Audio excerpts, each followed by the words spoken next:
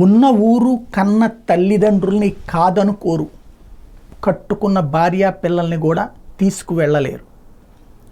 ఉపాధి అవకాశాల నిమిత్తం అరబ్ దేశాలకు వెళ్ళేటటువంటి వాళ్ళు అక్కడేదో సంపాదించి తమ మీద ఆధారపడ్డ లేదా తమని నమ్ముకున్న కుటుంబాలకి అంతో ఇంతో చేద్దామనుకుంటారు. తీరా చూస్తే ఇక్కడ వాళ్ళకి అకస్మాత్తుగా జరిగే ప్రమాదాలు, అకస్మాత్తుగా ఆయా దేశాల్లో పడే ఇబ్బందులు వాళ్ళ ప్రాణాలు తీస్తున్నాయి లేదా చట్టపరమైన ఇబ్బందులు పడుతున్నారు. దానికి సజీవ సాక్ష్యం తాజాగా జరిగినటువంటి కువైట్ సంఘటన అని చెప్పాలా.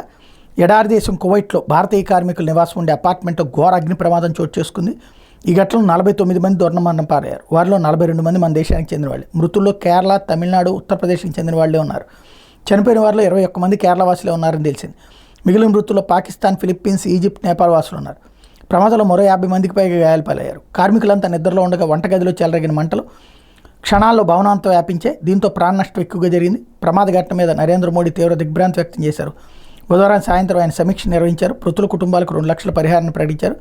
మరియు భారత రాయబార కార్యాలయం అత్యవసర సహాయక నెంబర్ని ఏర్పాటు చేసింది. బాధితుల కుటుంబ సభ్యులు సంప్రదించవచ్చని చెప్పుకొచ్చింది.